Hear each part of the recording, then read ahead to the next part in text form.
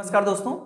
अगर आप इस साल कक्षा 12 का एग्जाम देने वाले हैं और आपने रसायन विज्ञान का पार्ट 2 यानी कि ऑर्गेनिक केमिस्ट्री कार्बनिक रसायन अगर आपने कुछ भी नहीं पढ़ा तो ये वीडियो आपके लिए है। इस वीडियो में मैं कार्बनिक रसायन के सारे टॉपिक्स के बारे में बताऊंगा जो मोस्ट इंपॉर्टेंट हैं।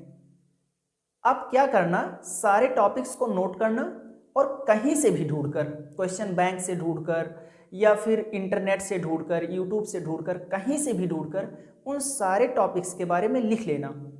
4-5 पेज में आ जाएंगे और आप एग्ज़ाम तक उसी को पढ़िए। मेरा गारंटी है कि उसमें से अगर आपने केवल उन्हें पढ़ा तो ऑर्गेनिक केमिस्ट्री का जितना क्वेश्चन आपके पेपर में आने वाला है उसका 90% क्वेश्चन यहीं से आएगा। तो चलिए शुरू करते हैं। ये आपके सामने मैंने आपके सिलेबस के जितने महत्वपूर्ण रिएक्शन थे उन सारे रिएक्शन को लिख दिया है और कौन सा रिएक्शन कितना इंपॉर्टेंट है ये उसके सामने बना हुआ स्टार उसे बताता है। देखिए, जिसके सामने 3 स्टार लगे हुए हैं वो मोस्ट इंपॉर्टेंट रिएक्शन है, उसको छोड़ नहीं सकते आप।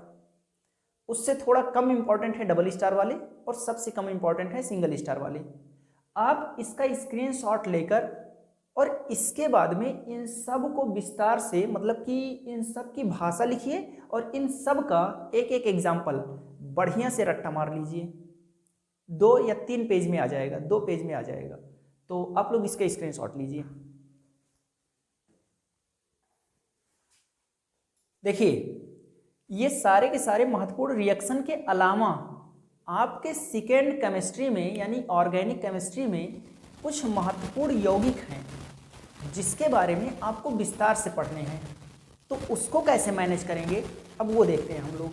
तो हर चैप्टर का इम्पॉर्टेंट यौगिक जो आपके सिलेबस में है वो क्या है और फिर उसको मैनेज कैसे करेंगे वो अब हम लोग देखते हैं। तो चलिए, मैं सारा का सारा इम्पॉर्टेंट यौगिक लिख रहा हूँ।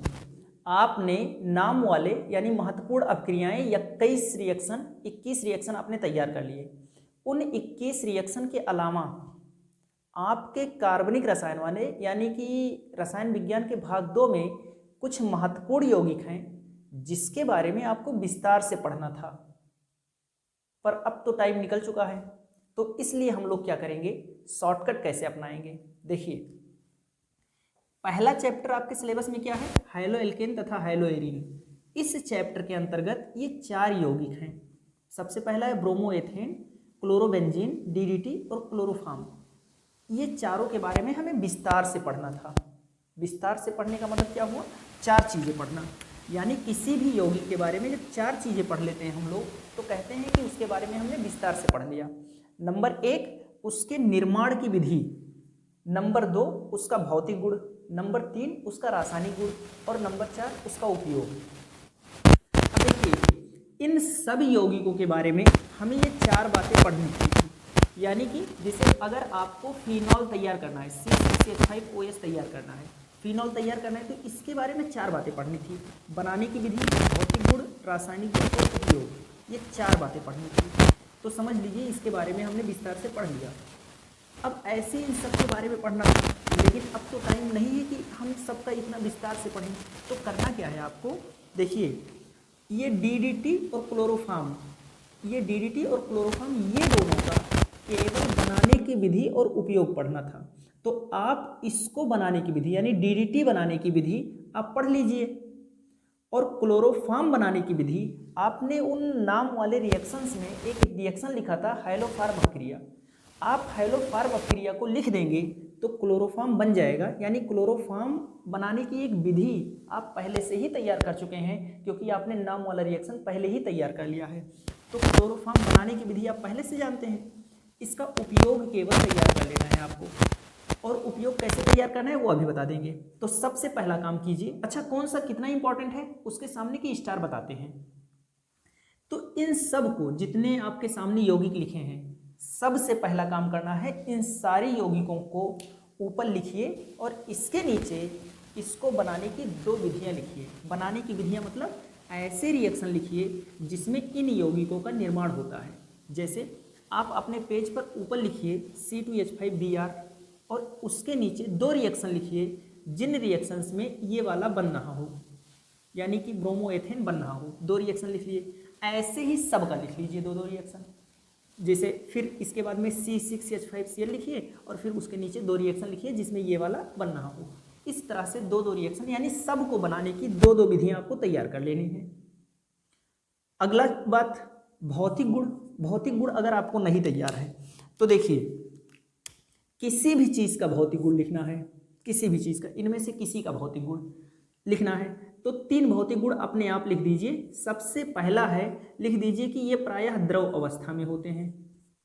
नंबर 2, ये प्रायः ज्वलनशील होते हैं।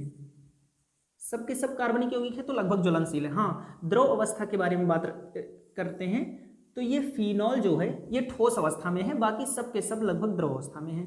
तो फिनॉल को ध्यान में रखना, ये द्रव अवस्था में नहीं होता है, ये ठोस अवस्था में होता है। बाकी सब में लिखिए कि ये द्रव अवस्था में है, ज्वलनशील हैं और ये प्रायः रंगहीन होते हैं और अशुद्धि आने पर हल्का रंग प्रदर्शित करते हैं। इस तरह से लिख दीजिए। तो भौतिक गुण आपको तैयार करने की जरूरत नहीं है, किसी का भी भौतिक गुण पूछे आप ये तीनों मस्त होकर लिखिए। कुछ नहीं जानते, किसी के बारे में कुछ नहीं जानते, उसका भौतिक गुण में ये चिपका दीजिए। रासायनिक गुण आप उलट पुलट के अगर लिख पाएंगे तो ठीक है, नहीं लिखेंगे तभी कोई दिक्कत नहीं है, 1-2 लाइन ऐसे लिख देना कुछ।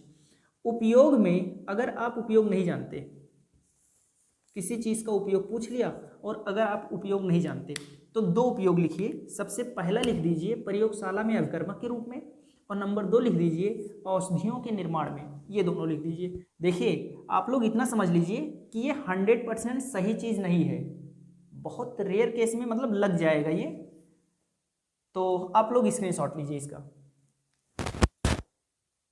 देखिए, इन सब के अलावा आपके सिलेबस में कुछ परीक्षण हैं, ये इतने सारे परीक्षण हैं, पर अगर आप इन सब को तैयार ना करना चाहें तो देखिए सबसे इम्पॉर्टेंट परीक्षण है, इसको तो पक्का तैयार कर लीजिए, वो है ल्यूकोस परीक्षण। ल्यूकोस परीक्षण और सोडियम धातु परीक्षण ये दोनों के दोनों अल्कोहल के परीक्षण हैं।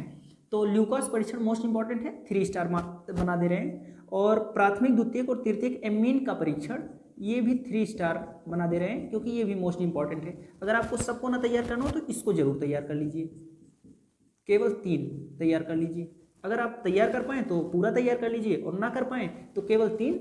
नंबर 1 ल्यूकोस परीक्षण और दूसरा है 5वां नंबर, 6वां नंबर, तो ये तीनों जरूर तैयार कर लीजिए। और बाकी अगर बीच वाला भी तैयार करना चाहें तो कर सकते हैं।